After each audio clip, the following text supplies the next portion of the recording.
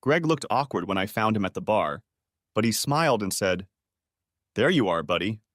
How about grabbing a pitcher and sitting in a booth?" Sitting down, we chatted for a few minutes about the Reds and whether they had any chance this season. We concluded that third place was the best they could hope for. About the latest political scandal, the mayor's chief of staff and the treasurer of the Catholic Diocese of Cincinnati used the services of the same call girl. At least the story was original. And about the latest office gossip at Brockton Publishing, where he was a colleague of my wife, Susan. But I knew Greg had something on his mind, some reason why he was asking me to meet him for a beer. In the end, I just said, "So, Greg, what did you want to talk to me about?" There was a short silence, during which Greg looked more nervous than ever. He cleared his throat and false started several times. Then he said, "Look, Andy," Susan said, she told me that." I just waited. His eyes were fixed on my face, and I had no idea what he was going to say. "Susan said I should never mention it in front of you, that you'd rather keep it a secret. So forgive me if I'm doing it wrong, you know. I don't want to make you uncomfortable. It's just, I need to be sure you're really okay with it." "With what?" I asked, still not understanding what this was about. He licked his lips, looking unhappy. With the game. The game you and Susan are playing, where she... He made an uncertain gesture with his hands, and his voice broke as he looked at me, begging me to somehow finish his sentence. "I'm sorry, Greg," I said. "I still don't understand you." There was a long silence. Greg stared at me, and I swear I saw him go pale. I waited again, gesturing for him to continue, and finally, grudgingly, he said, "Andy, don't you know about Susan, you know? Having fun with other guys?" Greg had joined Susan at Brockton Publishing about a year earlier, having left a lower position at a New York publishing house to come to Cincinnati. He was about 28 years old, about 10 years younger than Susan and me. Greg was a large, stately fellow, attractive in his own way. He was single, but didn't seem to have any trouble finding female companionship. In fact, I'd seen him at book parties in Brockton with several attractive women. Of course, he met Susan first because they worked together, but I really liked him. After discovering that we had common interests in baseball, which bored Susan to tears, we went to a couple Reds games the previous summer and really enjoyed ourselves. We also worked out at the same gym, and from time to time Susan and I would take him out to dinner. He was a nice guy and I enjoyed his company. Now, however, I could feel my face reddening with anger, and I said quietly, "Greg, what the hell are you talking about?" Greg recoiled from me to the other side of the stall. He was bigger than me by 4 inches and 30 pounds, but he looked absolutely terrified. "Andy, I swear to God, she told me it was a game you were playing." This is unbelievable, dude." He motioned to get up from the stall, but I put my hand on his shoulder. "Hang in there, Greg." I took a deep breath and forced myself to keep my voice down. "I'll be on my best behavior, I promise. And I'm not going to hit you or anything. But you can't just walk out of here. You have to tell me what the hell Susan told you." He nodded and sat back down heavily. "Okay, Andy." "It's just, God, I can't believe you don't know about this." I stared at him, my thoughts whirling past. "Susan told me that you two are playing the game. That you both get turned on by the idea of her, having fun with other guys and then coming home and telling you about it. And she said that part of the game was total secrecy. None of the men she had sex with were supposed to mention it. There was no way we were to talk about having sex with her or that you knew anything about it. According to her, part of the high for the two of you was to pretend it was a secret affair. She made me swear I'd never say a word to you about it. But I just couldn't do it, Andy. It seemed so damn weird to me, and I had to double-check with you to make sure everything was really okay." He must have realized from the look on my face that I was stunned, and he looked even more miserable than before. Finally, I asked, "So you entertained Susan?" Slowly, reluctantly, he said, "Yeah, we did it twice. Once 2 weekends ago when your mom was sick and you were spending the night in Louisville, and then again on Tuesday afternoon. We took time off work and drove to my house." There was a long silence. My mind was racing at 1,000 miles an hour shock, rage, sadness, self-defeat. How the hell could I not know about this? Finally, I said, And she convinced you that I was in on it? That I was okay with it? That it was part of the game she and I were playing? He nodded, feeling relieved that my hands weren't around his throat. It sounded twisted, I admit, but she was so convincing. Said you guys have been playing like that for years and that you really liked it. He frowned. That's actually exactly what she said. We sat for a couple more minutes. Finally, I said, Greg, if it's not already obvious, I didn't know shit about any of this. I thought I was married to a loving, wonderful woman, not a cheater. I need to think this through. I have no idea what I'm going to do. Needless to say, it was quite a shock. I laughed wickedly. Then I leaned forward and stared at him intently. Do two things for me, okay? One, don't entertain Susan anymore. Of course, Andy. I would never. Greg nodded vigorously at me. And second, don't show that you've been talking to me. If she offers to meet again, just make up some excuse. I need to figure out how I'm going to handle this, and I need you to keep her completely in the dark. Greg nodded again. You have my word on that, Andy. And listen, I swear to you, I would never have touched Susan if I didn't believe that you wanted it too. You're my friend, man. And I feel like total shit. He looked at me with tears in his eyes, and I didn't know what to say to him. Should I try to make him feel better, or should I grab a tire iron and beat him to death? After Greg left, I pulled myself together and called home. Luckily, Susan wasn't home yet, and I left a plausible message that I was late for work, let her eat without me. I knew I needed time. There was no way I could meet her right away. I walked around the corner to the diner and ate a hamburger and salad without taking a bite. For all I knew, it could have been a borscht and shrimp salad sandwich. I guess I was a typical horny husband because I had no idea that there was anything wrong with my marriage. I just adored Susan and was sure she loved me. We had been married 14 years, no kids, had a cozy house near Burnett Woods, 2 jobs we enjoyed. I work in development at a university. We traveled a lot, saw friends and family, most of whom lived in the area, and generally enjoyed our life together. Susan is a short blonde with graceful curves.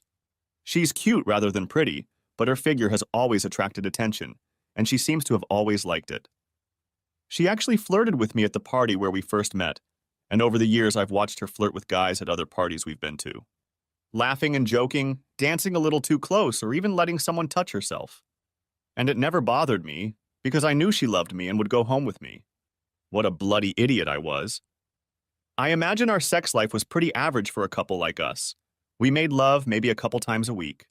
More when we were on vacation, probably almost every day, and less when we were busy at work or during the holidays when we were visiting family. It may have been a routine, but I'd say it was a satisfying routine.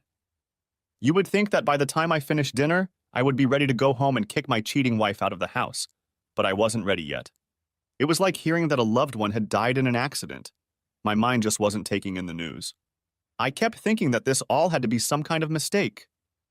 And I realized that I needed to hear the whole story from Greg, everything Susan had told him, before I could begin to digest it and figure out what the hell I should do. I felt like there was no way I could pretend to Susan that everything was okay, but somehow I managed. She greeted me affectionately, as she always did, and we chatted about our workday while I bought myself an ice cream. She even snuggled up to me in bed, though thank goodness she didn't feel like making love. I think I would have strangled her in the end. As soon as I realized from her breathing that she had fallen asleep, I gently pulled away from her and rolled to my side of the bed. I didn't even want to touch her. I had terrible dreams that night, an endless succession of men entertaining Susan. Needless to say, the night was just awful.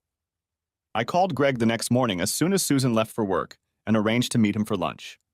He was a little resistant at first, but I had no trouble explaining to him that I needed to hear the whole story. Last night I had been too shaken up to comprehend everything he had told me. After a morning spent staring at my office wall, trying and failing to focus on any aspect of my work, I met Greg at a small Greek restaurant on Calhoun Street. By mutual agreement, we ate first, and then I asked him to tell me the whole story again. From the beginning, Greg, you can probably imagine how hard it was for me to deal with last night. I didn't really learn that much new. About 3 weeks ago, Susan had a casual drink with Greg and basically proposed to him.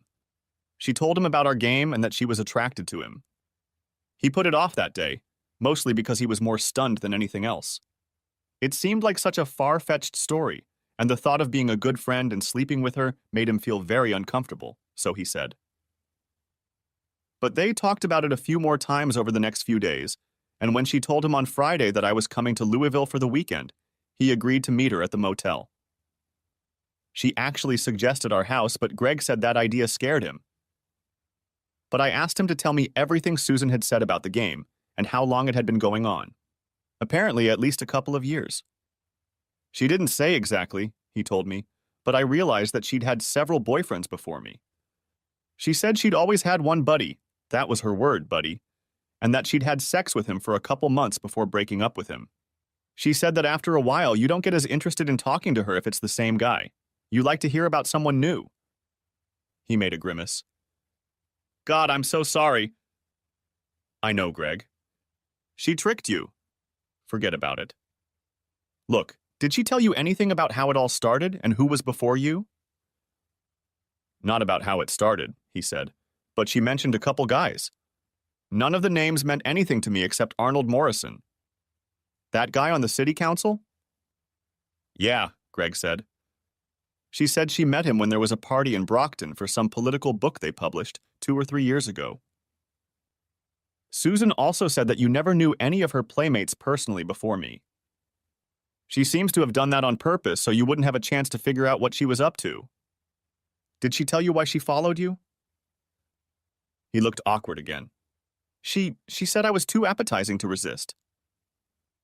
He covered his face with his hand for a moment. Andy, Jesus! You must want to destroy me. I feel like the lowest scum on earth. I said grimly, I don't blame you, Greg.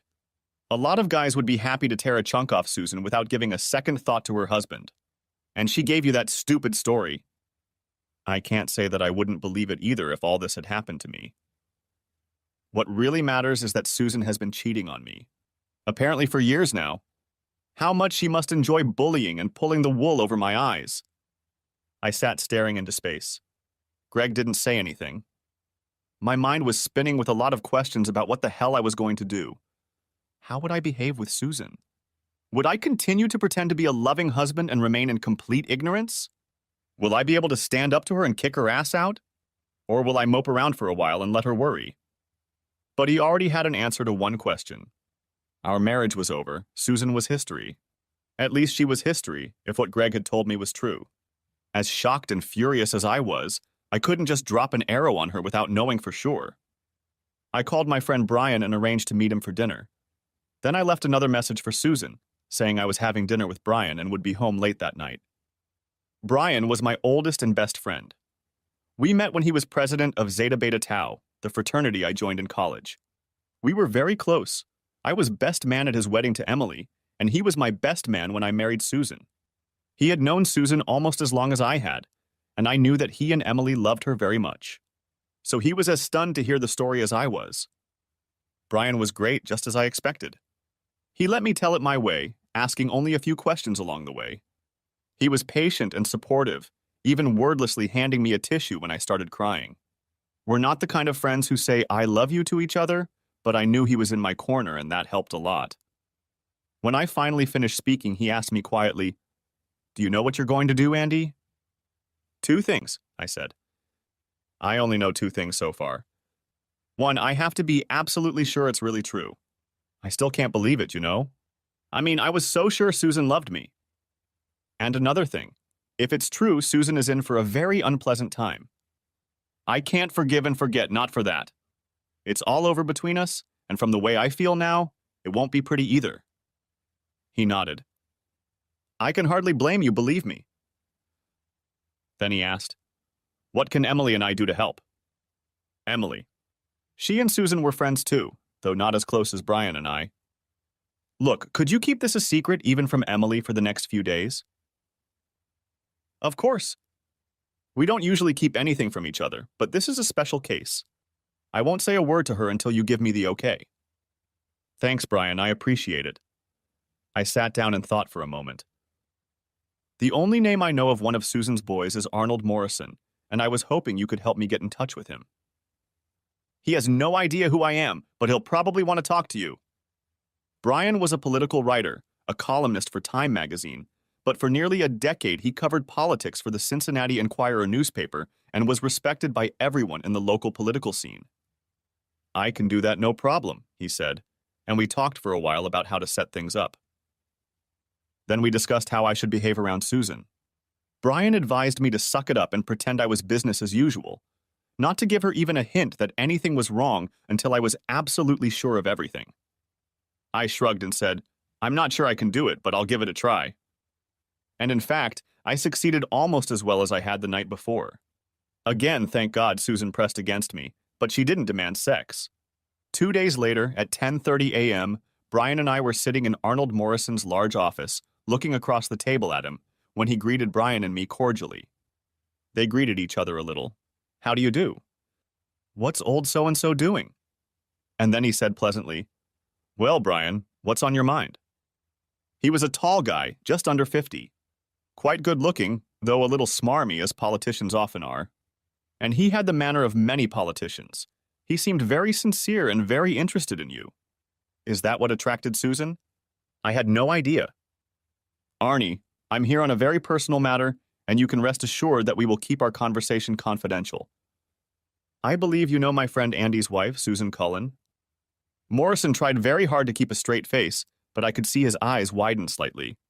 He said quietly, I think I've met her, Brian, but I don't remember exactly when or where. I leaned forward. Mr. Morrison, I don't intend to come off on you for this, as long as you're completely honest with us. But I know what you did to my wife, and I need to hear the whole story. To his credit, this guy turned out to be a pretty pleasant customer. He stared at us thoughtfully for a minute, but there was no panic on his face. Then he said, addressing Brian rather than me, Is this completely off the record? Totally, Brian replied. It's not for me to write anything. It's a private matter.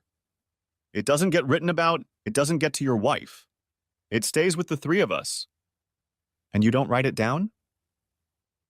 I don't record, Brian said. Actually, I was recording. I had a small digital recorder in my jacket pocket, but neither of us had told Morrison about it. He sat like that for another minute, still calm and thoughtful. Then he sighed.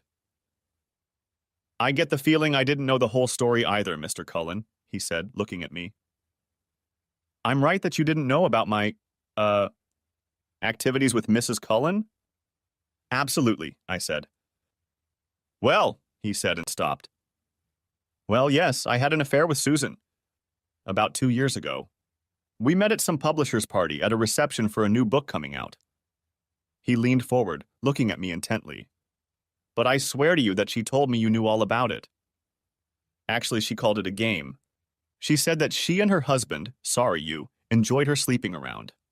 That she came home every time and told you all about it, and it really enlivened your sex life. But she also made it clear that you pretend to know nothing of her affairs, and that I should never mention it to you. It wasn't a problem since we're unlikely to meet. And anyway, I didn't want my wife to find out about it. So we were very careful. How long have you been seeing her? I asked him. To my surprise, I was completely calm, as if we weren't talking about the complete destruction of the most important relationship of my life. He thought for a moment. Maybe 3.5 months. It started in late spring, and I remember she broke up with me around Labor Day. She said it was fun, but after a while, she and her husband weren't as interested in the same guy, and she needed to find someone else. It all seemed rather perverse to me, but Susan is a very beautiful woman. I never complained. He saw the pain on my face and said, God, I'm sorry. I shouldn't have said that. It's okay, I said. I believed him for thinking he was playing a silly game, not helping a woman cheat. As I'd told Greg, I could have done exactly the same thing in a similar situation. Probably would have if I'd been single. Where are you gathered? Different places. We had to be careful. Obviously, I'm in the public eye to some extent. But I'm on the council's public housing committee, and it's easy enough for me to get keys to some of the vacant apartments and buildings that the city controls. I was just saying that my staff was doing spot checks. We would usually meet during the week at lunchtime, and sometimes we'd spend the whole day together. Any sleepovers or weekend getaways? I asked. 2 or 3 times when Susan said you were out of town. He felt uneasy again. I'd make up some story to tell my wife, and we'd spend nights at your house. I'm sorry, Mr. Cullen. I nodded. I didn't need to ask him how the sex had gone, imagining it was bad enough. Did she ever tell you about her other lovers? Or about how long she and I supposedly did it? I think she said I was the fourth or fifth guy she'd done it with. I remember her flattering me, saying, "And you're the best of the lot." Or something like that. It was probably bullshit, but I didn't mind when I heard it. For another minute, we sat in silence. Is there anything else you can tell me? I asked him. No, I don't think so. I'm sorry, he said. I don't hold a grudge against you, I replied. You cheated on your wife, but that's your business. As for Susan, I can't blame you for believing her story. Morrison looked at Brian. Confidential? He asked again. Brian nodded and stood up to shake Morrison's hand. You have my word, Arnie. I'm sorry I had to put you in a tight spot, but my friend needs to know the truth. Of course, he said, and politely escorted us to the exit. At the corner, Brian stopped and put his hand on my shoulder. Are you okay? I sighed. Yeah. I knew what I was going to hear. It's just, well, it's one thing to know it, but it's another to get confirmation.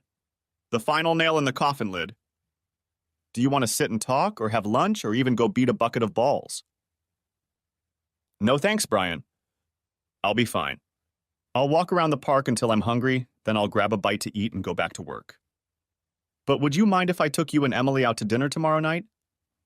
I'm starting to make some plans, and it would be great if you both could discuss them. Brian said that of course he would make arrangements with Emily. I thanked him again for his help with Morrison. God, it was great to have one true friend. As I got out of the car in the driveway, I thought, damn, another night where I have to pretend I don't know what my whore wife has been up to. And then I thought, why should I pretend? I'm not ready to confront her, but there's no reason not to make some noise. When I entered the kitchen, Susan was already preparing dinner for the table. She smiled radiantly and said, Hi, honey. The food will be ready in a minute, and kissed me. I smiled and took a bottle of wine out of the refrigerator. For the first few minutes of dinner, she chatted about her day, but then noticed I wasn't talking much. Rough day, Andy? You seem awfully quiet. Yeah, actually, I said, looking at her. That's pretty rough. I guess I've discovered that I can't always count on the people I thought I could count on. Excuse me, she said with a serious look. Is it something at work? I've heard you complain about Hank's staff a couple times recently. I don't think I should talk about that right now, I replied, leaving the question hanging. I sat looking directly at her for another moment, and then without saying a word, I got up to clear our plates. As I walked around the table, I noticed her looking at me anxiously. When I returned to the dining room with the 2 pieces of apple pie she had bought, her face was flushed, but she pulled herself together and thanked me with a warm smile. We ate dessert in silence at first, until Susan made a couple of awkward attempts to reopen the conversation, talking first about the new neighbors across the hall and then about the wonderful vacation one of her work friends had taken. When we were done with dessert, she got up and walked over to my chair. Leaning over and putting her arms around me, she rubbed her cheek against mine and said, Would you like some coffee? Or something else nice and hot? If I had received a similar invitation on another night, not when I had just learned of her years of cheating on me, I would have been ecstatic.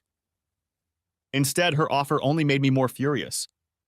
I stood up, breaking out of her embrace, and said, No thanks, I have some paperwork to do. Without looking back, I left the room and walked down the hall to my office, leaving her to stare after me. I didn't know how shocked or frightened she was, but I knew I'd hurt her at least a little, and that was fine with me. I had planned to stay up late and come to the bedroom after she was asleep. But by about 10 o'clock I was tired and thought, to hell with this, why should I avoid her? I went to get ready for bed, noticing that she was already in bed watching TV. I undressed, went to the bathroom, brushed my teeth, and climbed into bed without saying a word. She quickly turned off the TV, leaving only my bedside lamp in the room. Pressing herself against my chest, Susan murmured, Would you mind a little love, Andy? I turned away, rolling over so that my back was to her. As I did so, I said, No, not tonight. Good night. I reached over and turned off the light. You can rest assured that I had never done anything like this before. I refused sex from Susan very rarely, a couple of times when I had a migraine or when I needed to finish a work project. Maybe 4 or 5 times throughout our marriage, and never without explanation. So my behavior was the ultimate red flag, but Susan didn't say a word. She didn't ask, "Is everything all right?" or "Are you angry?" She didn't ask me anything because, of course, she was afraid of the ensuing conversation. Susan falls asleep easily, and most of the time I can hear her steady, quiet breathing within a couple minutes after lights out, whereas I always take a little longer. But not today. Half an hour later, she was still awake, but she still hadn't said a word. I grinned grimly to myself in the dark. Of course, I hadn't slept either. I'd been lying awake for a long time, and I was very, very angry. An early rise, a quick shower, a cup of coffee, and I'm in the office by 7:30 without saying a word to Susan. I had a lot to do. I left a note on my boss's desk saying I'd like to talk to him as soon as he arrived, and then sat down to make lists of credit cards and bank accounts, possible movers, and other logistical things I'd need to take care of. At 8:15, Lionel poked his head out and said, "Good morning, Andy. You wanted to see me?" "Yes, thank you, Lionel. Can we talk here for a minute?" I got up to close the door. I had worked with Lionel Brundage for almost 10 years. I considered him not only a friend, but a superior, and I decided I had to trust him. "Please keep this a complete secret, okay, Lionel?" "I'm afraid I have some bad news. I've found out that Susan is cheating on me, and I'm going to leave her. As soon as I can." "I wanted to get the name of that headhunter who called you about me last year." One of the executive search firms expressed interest in me, but the conversation never got very far, because at that point I was perfectly happy to stay where I was. Lionel was stunned and said so. In fact, the word Jesus figured prominently in his first remarks. But as we discussed what was happening, he overcame his shock and, as I had hoped, wanted to be helpful. By 10:15 that morning, I got through to the firm and spoke to the guy who had inquired about me last year. At 10:45, I faxed him my resume, and at 2:25 p.m., we were back on the phone discussing 3 possible positions that might be a good fit. The best one was a fundraising job for a large nonprofit organization in Chicago. The job was a lot like the one I was doing now, but with a large support staff, and the pay was at least 20% higher. They had been trying to fill the position for almost 4 months and were ready to act quickly. I asked the headhunter to tell the nonprofit that I was interested and ready to interview as soon as possible. I was getting ready to leave the office at about 5:50 when the phone rang, and a large, murmuring voice said, "Mr. Cullen? I'm Ted Hruska from Global Resources in Chicago. I understand you may be interested in our fundraising position." We talked for almost half an hour, and at the end he invited me to Chicago for a meeting with the board of directors. The trip would take place in 2 days, and I gladly accepted the invitation. Dinner with Brian and Emily was both encouraging and painful. Encouraging because it reminded me that I had the support of 2 really amazing friends. Painful because I had to tell Emily the story, and that meant going through it again. She was stunned and full of sympathy and concern for me, and just furious at Susan. "It's a bitch," she said quietly, and I saw her fists clench. "I just can't believe." She looked at me, and seeing the pain on my face, her look softened. "I'm so sorry, Andy," she said, taking my hand. "What can Brian and I do to help?" "Just be my friends," I said, wiping away a few tears. "I know I can get through this, but I have to admit that it really sucks to be me right now. But knowing that I have you 2 to talk to helps a lot." Brian squeezed my shoulder, and they both told me how much they wanted to help in any way they could. We had dinner, and I told them my plans: to get a job out of town and just disappear. I wasn't interested in destroying Susan or publicly humiliating her. I just wanted out. Wanted her to wake up one day and suddenly find that her marriage was over, her husband gone. That would have been punishment enough. I told them about the potential job in Chicago. It sounds very promising, and if it works out, I'll almost certainly take it. And then I'll just disappear and let Susan go crazy trying to find me. I knew I couldn't hide forever, but I intended to explain my situation to my new employers and ask them to hold off on publicly announcing my employment for a month or so. With a new cell phone number and a new email account, and with Lionel's assistance at work, I was confident that I could go unrecognized for a couple of weeks, long enough to cause Susan some distress. So when things go to shit, I'm going to ask you guys to lie for me because I'm sure you'll be the first people she calls. Just tell her you don't know anything about it. Emily smiled grimly. And this is despite the fact that I considered her one of my best friends. Andy, you know you can count on us. And I look forward to telling her everything I think when she calls. That selfish, cheating... Well, she said, a little embarrassed, I guess you can tell what I think of what she did. Does that mean I can count on your loyalty to me, baby? Asked Brian teasingly. She playfully slapped his arm. Yes, it is. And you better not do it behind my back, big guy, unless you want to get a penicectomy without anesthesia. We all burst into laughter, and our dinner turned into a relaxed evening full of humor and tenderness. I was almost. I could almost. Forget the anger and suffering I had been carrying around for days. When I got home, it was late and the bedroom was half dark, but Susan was still awake. She had sent me several friendly, light-hearted emails during the workday. But my only response was a short message saying I'd be home late after dinner. I didn't say with whom. Hi, baby, came her voice in the darkness, delightfully relaxed and sleepy. I was painfully reminded of how much I had loved Susan and how beautiful I still thought she was. If only it had all been just a nightmare. If only I could believe that I still had a faithful, loving wife and dive into her arms. How was dinner? I missed you tonight. It was fine, I said bluntly. I ate with Brian and Emily. It's nice to have friends, people you can trust. She sat up. But why? She left the question unfinished. Like the night before, she was afraid to say anything that might lead to a conversation she didn't want to have, and so she stuck it out. Tough shit, I thought to myself. Saying nothing more, Susan waited silently while I got ready for bed, and when I lay down, she rolled over and took me in her arms. You let me down last night, baby, she purred in my ear, snuggling against me with her beautiful soft breasts. Any chance I'll get some of that good love tonight? I grinned to myself. I'm sorry, Susan, I said, pulling out of her embrace. I'm still tormented by the problem I told you about, and I'm really not in the mood. I could practically hear her brain working frantically. After a silence, she said, Okay, honey, I understand. But I hope we can make love soon. I miss you so much. She stroked my arms and shoulders lovingly for another moment, then moved to her side of the bed. Once again, it took her quite a while to fall asleep. And it took me even longer. Over the next few days, events unfolded rapidly. My trip to Chicago for an interview with the Global Resources Council went very well, and I accepted the job starting 10 days later. I immediately spoke with Lionel, who was sympathetic to the fact that I had given him so little notice. We agreed that I would continue to consult with him on a part-time basis for a month or so until my replacement got up to speed.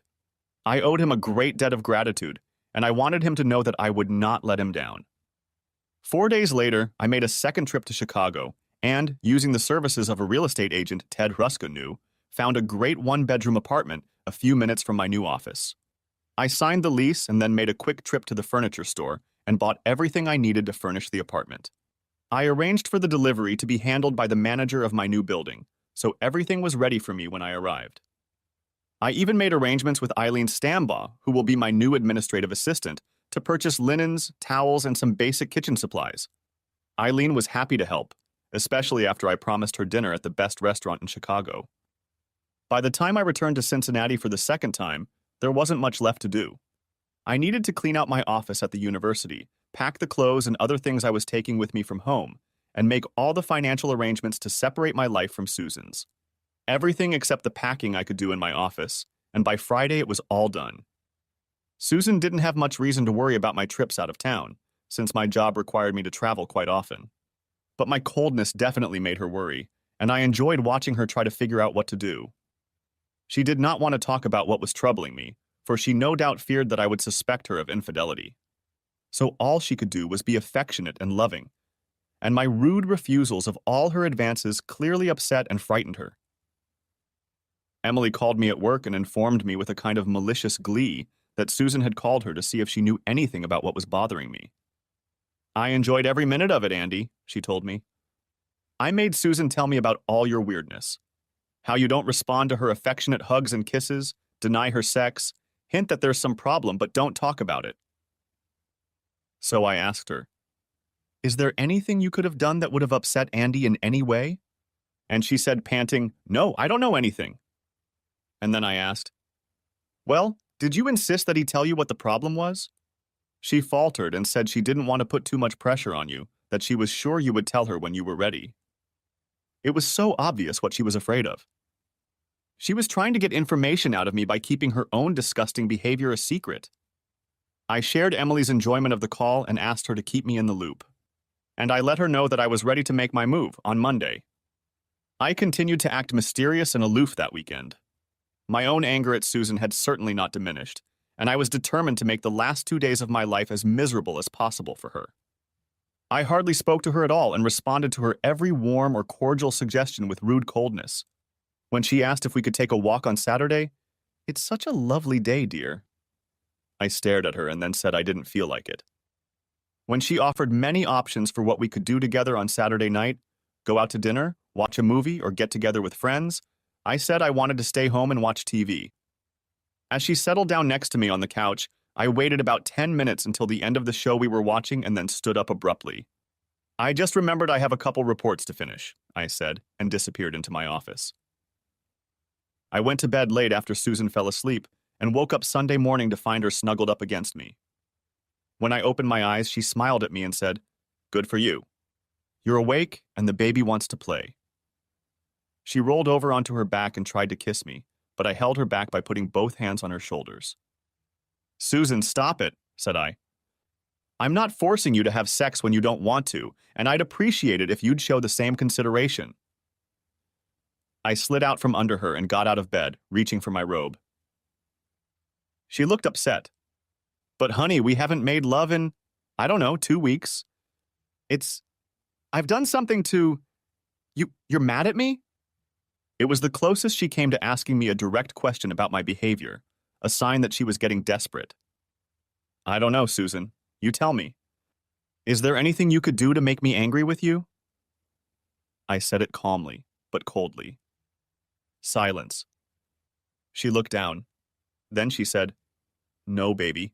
Nothing that I can think of," and looked at me pleadingly, afraid to say anything else.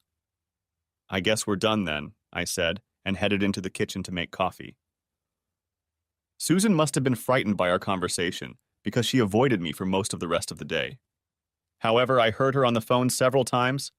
I assume she was talking to a friend, or lover for all I know, trying to get help to figure out how to deal with me. While she was at the grocery store, I quickly called Greg and asked if he had talked to Susan. He told me that 2 days earlier she had spoken to him at work and asked if he had seen me lately. She said you seemed distracted and distant, but she pretended she didn't know why. So I just told her I hadn't spoken to you. It seemed the easiest thing to do. And then she said she was looking forward to resuming the game with me, but it was probably best to wait a bit until she knew what was bothering you. I pretended to be disappointed, but of course I agreed. "Thanks, Greg. Things are about to go to shit. Please, whatever you do, don't let her know anything about our conversations, okay?" Greg promised again that he wouldn't say anything to her, and we got off the phone. Monday morning after breakfast, Susan came into the bedroom to finish getting dressed for work and was surprised to find me in sweatpants and sneakers. "Aren't you going to the office today, Andy?" "No, I have some business to take care of, so I took the day off." She looked at me for a moment. Then, almost timidly, she said, "Well, since you're not in a hurry, why don't we make love?" She smiled warmly and added, "I don't mind being a little late for work." That was all it took. I said, "No, I don't think so," and walked out of the bedroom without looking at her. I went down to the basement to find my suitcases and only came back up after I heard her car pull out of the driveway. By 11 a.m., I had packed everything I planned to take with me into 3 suitcases, plus a couple boxes of books and CDs. I called a cab, which waited at the post office while I shipped the boxes to my apartment in Chicago, and then took me to the airport. And by 7:30 p.m., I was finishing unpacking in my new place, after which I headed around the corner to eat pizza and drink beer. I made a discreet toast to the first day of the rest of my life. My new life, a life without Susan. Oh, I almost forgot. Just before I left the house, I wrote a short note to Susan, which I left on the kitchen table with my wedding ring and cell phone on top.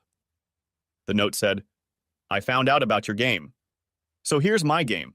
It's called Goodbye, Traitor Whore." The first week at the new job was busy and tiring, and it was great because I missed Susan madly. Not that I wanted to be with her. That was over with. Whenever I thought of her, I was overcome with rage. I marveled at the grotesque perfection of how she had betrayed me. But just because I was angry and hated her to my core didn't mean I didn't miss her. I loved her for so many years, loved everything about her. Those feelings don't just disappear. Instead, they mix with new ones, love and hate swirling together like a washing machine. All in all, I was very glad that Global Resources was loading me up so much. When Friday came, I was grateful to just get home, watch part of a ball game on TV, and go to bed. But it was a rough weekend. I was new to Chicago, didn't know a soul except my new coworkers, and I had to come to terms with the fact that I was once again a single man. Well, not legally, but in every other way. I knew I would have to begin the process of meeting people, making friends, and trying to find a new woman in my life, and that prospect was extremely discouraging. The best part of these 2 days was the conversation I had with Brian and Emily on Sunday. They were supportive and eager to hear how I was doing. I gave them my new address and phone number, once again sworn to secrecy, and Emily was eager to tell me about meeting Susan. She called us Monday night around lunchtime. She was almost hysterical. She was crying so hard I could hardly understand her, but eventually I could make out what she was saying. "He's gone. Andy's gone." She wouldn't calm down, so I told her I was going there. When I arrived, she was in a terrible state. Her hair was disheveled, her makeup smeared from crying, she could barely speak. I got her a drink and then sat down and played the part of the sympathetic friend to the end. God, that was fun. I let her tell me all about how she came home from work and found you gone and your wedding ring lying on the table. I asked her why on earth you did that. Did you leave a note or anything? "And then," said Emily gleefully, "she looked at me and cried still harder, and at last she said, 'Oh, Emily, I have cheated on him.'" I pretended to be completely shocked and said something like, "No, Susan, you didn't do that." And I got really angry and got up and walked around the kitchen, stopping every now and then to look at her. She looked guilty and scared. Finally, I said, "I'm sorry, Susan, but I just can't stay here right now. I love both you and Andy, and I can't believe you did this to him. He was the best, most loving." And then I just said, "We'll talk in a few days when I've calmed down," and left. Left her right there in the kitchen with tears in her eyes. Even over the phone, it was easy to hear the satisfaction in Emily's voice. I knew Susan would be frantic to find me, and frankly, I hoped that not being able to find me would drive her crazy. The fact that I missed her so much only fueled me. How dare she, the woman I'd given so much of myself to, act so incredibly selfish and make me so damn miserable? Over the next 2 weeks, I kept in touch with Brian and Emily. They were like my lifeline, letting me talk about things in Chicago, my new job, and sometimes how lonely and empty I felt. They patiently listened to me and advised me to hang in there. They were wonderful. Susan called them every day and asked if they knew anything about where I had disappeared to. According to them, there was desperation in her voice. I also quickly called Lionel, who told me that Susan had come to see him the day after I left. She nearly fainted when she learned that I had quit my job and left no address. After my 3rd week in Chicago, I flew back to Cincinnati at Brian and Emily's invitation and spent the weekend with them. It was a great chance to relax and take my mind off the pain I was carrying around. At dinner on Saturday, Emily told me about her last visit to Susan. "She came to see me on Thursday, still trying to find you, still totally desperate. She's talking about hiring a private investigator or someone else to find you. She feels like if she can talk to you, she can understand you and you'll forgive her." I raised my eyebrows. Unlikely, I'd say. But I'm interested to hear her side of the story. Did she tell you about it? Emily's eyes sparkled. I said, "Look, Susan, you've been whining and moaning about losing Andy for 3 weeks now. We've been friends for years. When the hell are you going to tell me what you really did? How bad it was?" "And she told you?" "Well, Emily, I'm all ears. Spill it." I learned a hell of a lot about my wife that night, and none of it I wanted to know. Emily began by telling me about Susan's first affair with some charming British man she'd met at a book party. He'd chatted with her throughout the event and then invited her out for drinks afterward. Emily told him that she was a married woman and couldn't just leave with him. But she didn't blow him off. She asked him what hotel he was staying at and then said she would meet him at the bar in an hour. Then they met up, had a drink, went up to his room, and went to bed together.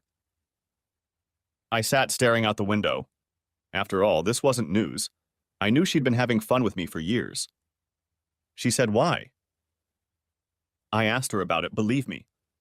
And she got embarrassed and replied, "I was bored." I know that's no excuse, Emily, but it's true. Andy and I had a great life, but it was the same thing all the time. Nothing special or different, so predictable, you know? And then this incredible guy with this great accent showed up, and I thought, wow, this is going to be a blast. She said it was a lot of fun, and that she made sure to do it with you next week, and it was better than usual. And then she said she told herself it was a win-win situation. She could have fun every now and then, secretly, discreetly, and it would spice up her sex life with you at home, and everyone would be better off for it. Can you believe that shit? Over the next hour or so, Emily told me the whole story. Susan had gradually gotten into the habit of finding a boyfriend every couple months. At first, it was a one-time thing, but then the fifth or sixth guy turned out to be amazing in bed, and she wanted to meet him again. Their affair lasted 3 months until he got engaged to the woman he was dating. According to Emily, Susan realized that it gets even better after the first time. So her new plan became short-term affairs 6, 10, maybe 20 times with one guy. What about the game? I asked. She said it happened when the guy she was sleeping with started showing possessive tendencies. It occurred to her that one of her lovers might get too attached to her and threaten to tell you about it. So she decided that if they thought she was sleeping with you with your knowledge and permission, they would realize that she would never leave you or become vulnerable to blackmail. I must say she was pretty darn proud of herself for that little idea. She even giggled a little when she told me. Brian brought me another beer, and I sipped it as I pondered dark things. Everything Emily was telling me wasn't much different from what I'd imagined, and yet it was indescribably painful to listen to. To feel like such an idiot feeling that I'd so cruelly misjudged the person I loved and trusted more than anything else in the world. How could I have been such an idiot? She was bored. Geez, don't all married couples get a little bored, a little stale? But what's the right way to deal with it? Come to me and say, "Honey, let's find some fun ways to liven things up." A vacation, anything, but not having fun with other guys. I don't remember ever being bored with her. No, Susan decided to revitalize her sex life, not mine. As I was getting ready to leave for Chicago on Sunday, Brian asked me what I was going to do about Susan. Are you just going to let her twist in the wind and wonder what happened to you? Or do you plan to somehow end it once and for all? I shook my head. To tell you the truth, I'm not sure yet. Maybe one thing and then another. Maybe I'll just let it drag on until she finds me and then have a nice little surprise afterward. I told him what I was thinking, and he grinned. Sounds just perfect, Andy. I just wish I could be there for it. To my surprise, it was several more weeks before Susan figured out where I was. Brian told me on the phone that she had hired someone to look for me, so I guess that's what she did. I didn't care. But on Thursday, I came home from work and found a long, rambling message from Susan. Thank God I found you, baby. I'm so sorry, so very sorry. I love you more than anything in the world. Please give me a chance to explain. I miss you so much. I'll do anything to make it up to you. You know you're the only man I love. And another 5 minutes, all in roughly the same vein. There wasn't one word that wasn't completely predictable, not one word that didn't make me angry. I don't know what she expected. You can't cheat on your husband time and time again over the years, and then say, oh, it's my fault, and he'll forgive you and take you back. I'm sorry, Susan, but that can't happen. So it seemed like it was time to determine what to do next. I knew she'd keep calling. Just ignoring her wasn't going to work in the long run. The next day, I took my assistant Eileen out for a long lunch. She had become a good friend of mine and already knew most of the unfortunate story of how I had unexpectedly come to work at Global Resources. She was a pleasant middle-aged lady, married with 3 children and very smart. In fact, the best assistant I'd ever had. I told her what I was planning for Susan, and she threw back her head and laughed. I love it, Andy. I can't think of anything more appropriate. She laughed again. She seemed to like my idea. Yeah, but I need help finding someone. I don't really... Let me try, okay? She interrupted me. I have a couple ideas. Before you do anything, give me a few days. I raised my eyebrows perplexedly. Really? She nodded, smiling, and I said, well, okay. But it's hardly the kind of thing a guy would normally ask his administrative assistant to do for him. We both laughed. Susan kept calling, at least every day for the next 2 weeks. Her messages were shorter, but there was nothing new in them, and I certainly wasn't interested in talking to her, let alone forgiving her or letting her back into my life. On Monday, as I was packing and getting ready to leave work, Eileen stopped by to see me. It's all set. I have the perfect one for you. Just let me know the day and time and I'll give her your address. I looked skeptical. Will I be happy with this person? For that matter, Eileen, who the hell is this person and how did you talk her into it? That's not exactly... Shh, she said with a smile. It's going to be perfect and she really wants it. I told her about your situation and she's looking forward to it. And you won't tell me who it is? No, she said, grinning like a Cheshire cat. But trust me, boss, you won't be disappointed. The next day I left a message on Susan's answering machine. It's me. If you really want to explain, you have one chance. This Saturday, 1 o'clock in the afternoon, at my apartment in Chicago.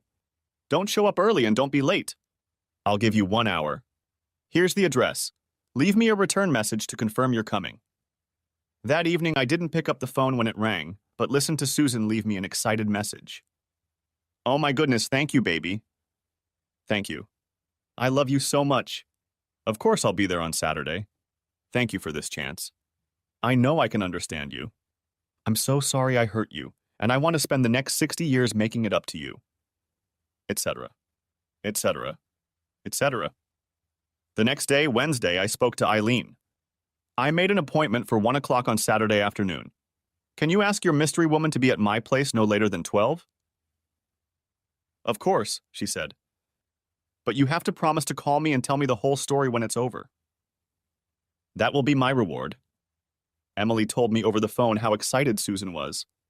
I swear, Andy, she has no idea about anything.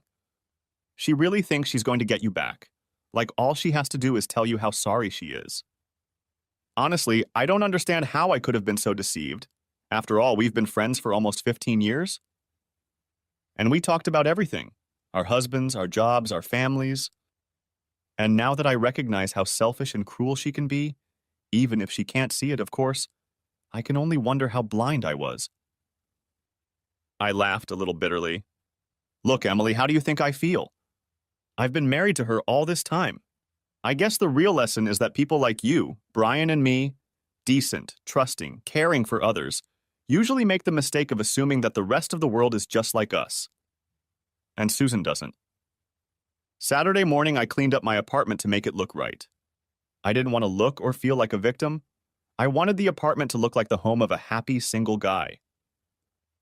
Newspapers had been thrown in the trash. Books were neatly arranged on the shelves. Everything was wiped and cleaned. There were even flowers in a vase on the table. When the doorbell rang at 12 noon, I opened the door with some apprehension. Hi, please. What? Christina. Hi, Andy, she giggled.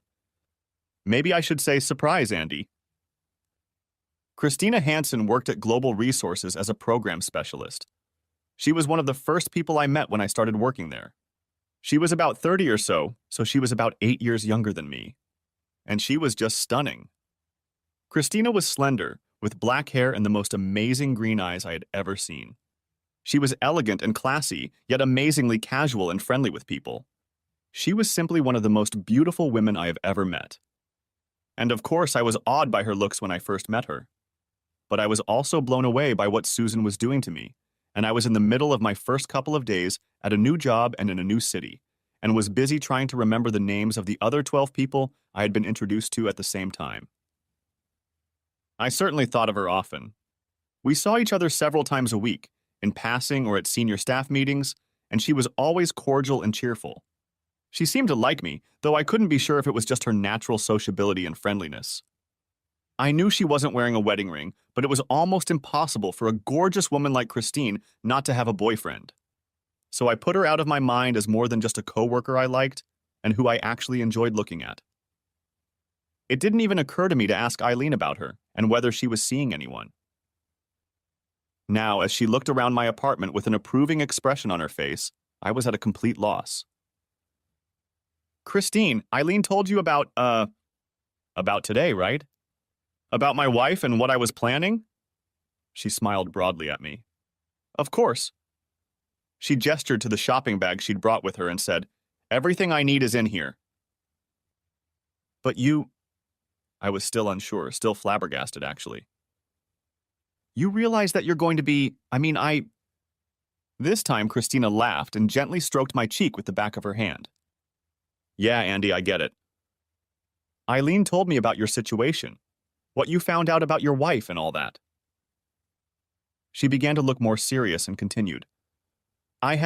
Let's just say I went through something similar with my ex-fiancé a little over a year ago, and it's not hard for me to understand how you feel. I'm sorry, I said. I had no idea. Well, it's not so new anymore. I'm over it. But it was awful back then, and I'd give a lot to be able to shove it back down your throat the way you're going to do it to Susan. She laughed. So, how do you want to set this up? I suggested lunch first, and we spent about half an hour eating sandwiches at my kitchen table and just getting to know each other. I already knew how attractive Christina was, but this lunch confirmed that she was also very smart, funny, and thoughtful. I wondered if she would go out with me, but that was a question for another day. When it was about 12:45, I said, Christina, if you're sure you're ready to do this, maybe it's time for you to go to the bedroom. I'm ready, she said brightly. We figured out what our line would be, then she leaned over and kissed me on the cheek. This is going to hurt, Andy. She's been a part of your life for a long time. Don't expect it to be easy. But I'll do my best, I promise you that. And with a smile, she disappeared into my bedroom, leaving the door slightly ajar. I smiled to myself as I put the dishes away and waited for Susan to arrive. It was a very pleasant surprise to see Christine, and not a stranger, at the party tonight. At 12:58, the doorbell rang, and I tried to prepare myself for what was to come. Susan smiled bravely. She looked scared but beautiful at the same time. She wore an outfit she knew I liked, had her makeup done, and seemed to have a new hairdo. Hi, Andy, she said quietly, as if intending to hug me. I stepped back quickly, however, inviting her in. Hi, Susan, I said quietly. Would you like something to drink? I fidgeted in the kitchen for a moment, getting sodas for her and myself. I was frustrated by how fast my heart was beating, how much I was caught up in the mixture of love and rage inside me. I knew I needed to calm down and find a way to deal with it. When we sat down, she leaned across the table, looking at me appealingly, and tried to take my hands, but I kept them on my side of the table. Okay, Susan, you're here, and I'll listen to you, even though I don't think you deserve it. She took a deep breath. Baby, I'm so sorry. I did wrong, terribly wrong, and I know I hurt you so much. I was so selfish, so blind and stupid. Okay, that's enough, I said, interrupting her and raising my hand. I don't want to hear how sorry you are, how much you love me, that it was a mistake, that I had nothing to do with it, that it was just sex. Do you understand? Don't treat me like an idiot. You've been having fun with other men, a whole lot of men behind my back for years. Am I right? Shocked by my fury, she nodded her head hesitantly. But honey, Do you remember our wedding vows? I asked aggressively, again not letting her finish. To renounce everything else? Do you remember agreeing to that, Susan? She nodded again, her face pale. She didn't seem to have expected our conversation to go this way, though I couldn't imagine why not. What the hell did she think I was going to say? No problem, honey. Okay. We swore lifelong fidelity to each other, and then at some point you decided, screw it, and started having fun with anyone. Tell me, Susan, how many men were there? I don't know, baby, 10? 20? 50? It was, I don't know. Probably 20. She looked very concerned. How many times have you betrayed me? I sat and waited, realizing I was breathing hard. My face was probably flushed too. I don't know, baby. She looked at me, hoping for sympathy. Her eyes were starting to water. Come to think of it, Susan, do the math. I'm in no hurry. I think it's probably about couple hundred. She looked down, unable to return my angry stare. Okay, let's call it 200. That's a nice round number. Tell me, how many of those times were in our house? In our bed? In our marital bed? I practically screamed. Very quietly, she said, I don't know, Andy. Maybe 30. There was silence. So, now that we've sorted that out, so we know exactly what we're talking about, please feel free to explain, Susan. Please tell me why, after what you've done, I should waste my time being in the same room with you. Because I love you, Andy. You're the only man She was already crying, sobbing between words. The only man I've ever loved. You mean everything to me? I let her talk and cry and plead with me about her love for me, how she was selfish and had made a terrible mistake. She thought I would never know, that she didn't mean to hurt me. As if didn't mean to hurt me was okay. It was just as I had predicted. Not a single word she said had any meaning other than the conviction that she was an infinitely more narcissistic and self-absorbed individual than I had previously realized. After a while, I wasn't listening to her anymore. Her voice became background noise for my own sad thoughts about the years I had invested in our relationship, the dreams of our old age together. The rage inside me mingled with sadness. What a waste. And I realized that I would never know why she did it. She didn't seem to know it herself. She couldn't give me any reason that made sense to me, except pure, almost psychopathic selfishness. I lifted my head. It was 2:05 on the kitchen clock, and I didn't know how much more I could take. Or want to. I said loudly, I think we're done here, Susan. I have nothing more to say. Susan began to cry again. But Andy, I can't believe you! There was a noise behind us, from the direction of my bedroom, and we both turned to look. My jaw dropped, and I vaguely heard Susan gasp. Baby, you said you'd be done with her in an hour. When are you going back to bed? It was Christina, speaking in a low, relaxed voice. I turned around to look at Susan, who was frozen in her chair, stunned. Her face was pale, and she seemed to have somehow retracted into herself, as if she had become smaller and older in a few moments. She began to shake her head back and forth, repeating no, no, over and over. I stood up. Christina's right, Susan. I said I'd give you an hour, and as you can see, I'm a bit busy. Or anyway, I'll be back in a few minutes. I smiled coldly at her, watching her struggle to get to her feet. Andy, began Susan, but then stopped. She looked at Christina again, and then at me. I didn't know that you... Her voice broke, and she just stared at me, frozen. And without another word, she stood up, crying quietly, walked to the apartment door, opened it, and disappeared into the hallway. I closed the door, then turned and looked at Christina. Christina, I said almost reverently, you are the most incredibly beautiful woman I have ever seen in my life. She smiled, ducking her head slightly. Thanks, Andy. I could see her eyes were full, like she was about to cry. You destroyed her, I said. She knew she was in over her head. Thank you very much. As I continued to stare at her, I could barely speak. Susan had practically disappeared from my thoughts. It helped me too, you know, she said. In a funny, secondary way, like I got Harris, my ex-fiancé, back. I'm glad, I said, and then, I'm sorry, I just can't stop looking. Do you want to go back in there and change? She just looked at me, and something in her eyes changed. Actually, she said, I was wondering if you could help me with this. I sometimes have trouble getting this thing off. She laughed at my surprised expression. I'm serious, Andy. This feels right, like the next thing that needs to happen here. For both of us. Making love with Christina was like a miracle, like a dream, only very real.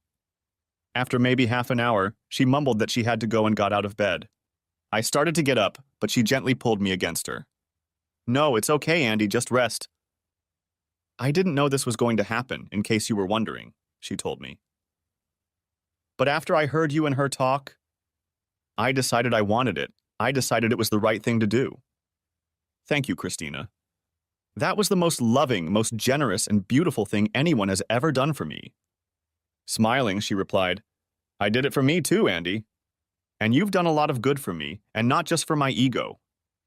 And with those words, she kissed me again, said, no, don't get up again, and disappeared from the apartment. I slept for several hours, exhausted from both the confrontation with Susan and the extraordinary session with Christina. I woke up around 5 o'clock and wandered aimlessly around the apartment, putting things in order, a little dazed and pensive. Suddenly, without allowing myself to think about the questionable reasonableness of my actions, I found Christina's number and called her. Hey, it's Andy, I said, suddenly nervous. Hi, Andy, she said, and I could hear the smile in her voice. I hope it wasn't too weird for you, I said, not knowing where to put myself. You've been so kind, and I just needed to thank you again. And tell you how special you are. It wasn't weird for me at all, she said, just surprising. I'm not usually this spontaneous and, well, I guess what I mean to say is to let you know that I'm not a do that all the time, just go jumping into bed with men like that. I never would have thought. I could tell that he was special, I finished unconvincingly. Listen, I said, pitching forward, would you like to have dinner with me tonight? There are so many great restaurants in Chicago that I've never tried, and I'd love to take you to one of them. There was a short pause, and I waited, suddenly seized with terror. After the longest 5 seconds of my life, she replied, yeah, actually, that would be really nice, Andy. I'd love to. We talked a bit about what food, what restaurant, when and where I would pick her up. It seemed like it was really going to happen, and I could feel my whole body smiling. Then she said, Andy, after supper, is it okay if I come over and stay with you tonight? I invited Brian and Emily over repeatedly, but it took another 3 weeks before they were able to find a free weekend to come visit me in Chicago. They stayed at a nice hotel downtown and let me show them around. The lake, the museums, Wrigley Field Stadium, which Brian desperately wanted to see. Saturday night, we were having drinks at the Fairmont Hotel bar while waiting for a table for dinner. I was telling them some of the details of my last conversation with Susan. Not that they hadn't heard most of it over the phone, but we were all enjoying my retelling. Suddenly, a hand was on my shoulder. I jumped up, smiled at the most beautiful pair of green eyes I had ever seen, kissed Kristen and said, Emily and Brian, meet Christine Hansen. Christine, this is Emily and Brian O'Halloran. They greeted each other as I helped Christina sit down and ordered her drink. We started to make polite conversation, but I noticed that Brian was silent, just looking at Christina. After a couple minutes, he interrupted me in the middle of the story. He gestured at Christina and said, My God, Andy, you landed on your feet for once. We all parted ways, and thankfully, no one laughed harder than Emily. She knew she wasn't as beautiful as Kristen, but she also knew that Brian adored her, and his admiration for Kristen didn't bother her one bit. As we walked to dinner and the two women walked a few steps ahead of us, Brian said quietly to me, Are you two really, dating? I nodded. So far, so good. Truth be told, I can hardly believe it myself. And she's not just beautiful, she's the whole package. Generous, funny, affectionate. Brian had already heard some of the story, particularly that Christina was also going through cheating. He said, Well, I guess your shared tragedy was a kind of good fortune, almost a happy accident. I don't know about tragedy. I think it's more casual. Something like we've both been screwed over by selfish assholes. Well, never mind, he said. He put his hand on my shoulder. I'm really happy for you, Andy. Things seem to be working out really well, more than well. I smiled at him as we moved toward our table behind two charming women chatting together. I'm living the dream, buddy, I said. Thanks for watching. I hope you enjoyed it. So subscribe to my channel and watch the next video.